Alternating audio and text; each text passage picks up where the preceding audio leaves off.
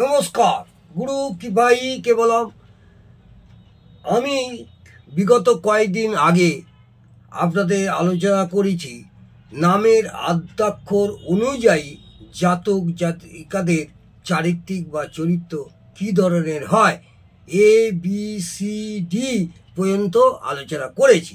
আজ আমি আপনাদের যেসব জাতক জাতিকাদের নামের আদ্যাক্ষরে এফ আছে তারা কি ধরনের তাদের চরিত্র হয় সেই নিয়ে দু চারটি কথা বলছি। ভালো লাগলে অবশ্যই কমেন্টে জানাবেন এবং একটা সাবস্ক্রাইব এবং লাইক করতে ভুলবেন না।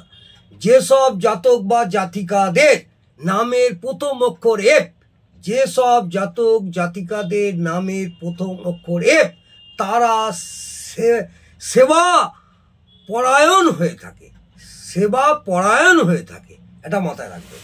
এই সব জাতক জাতিকারা একটু সেবা করতে ভালোবাসবে, সেবা পরায়ণ হয়ে থাকে, এরা স্নেহ ভালোবাসা সম্পূর্ণ হয়।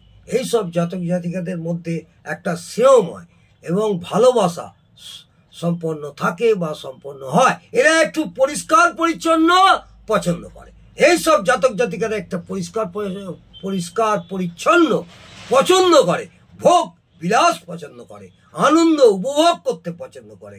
এরা সবসময় একটু আনন্দ উপভোগ করব, ভোগ বিলাস পছন্দ করবে, অল্প হলেও ভালো খাবার দাবার পছন্দ করে এবং বিলাসবহুল খাবার এরা পছন্দ করে।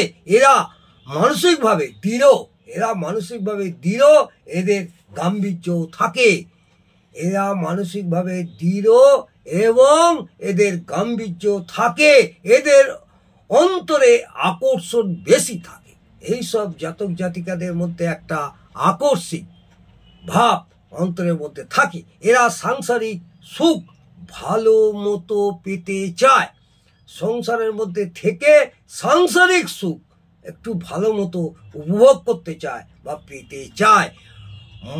সহ্য শক্তি, এইসব জাতিকাদের সহ্য শক্তি সাংঘাতিক বা প্রচণ্ডভাবে থাকে। সহ্য শক্তি এদের মধ্যে একটা থাকে, এদের মধ্যে সবাইকে মানিয়ে চলার একটা ক্ষমতা থাকে। এই সব জাতক জাতিকারা সব সময় সবাইকে নিয়ে অ্যাডজাস্ট করে মানিয়ে নিতে পছন্দ করে।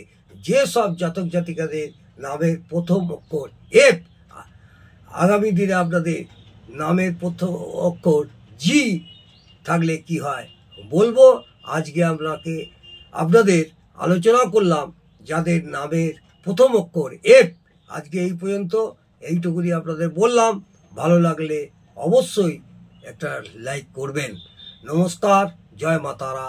ভালো থাকুন, সুস্থ থাকুন, আনন্দে থাকুন।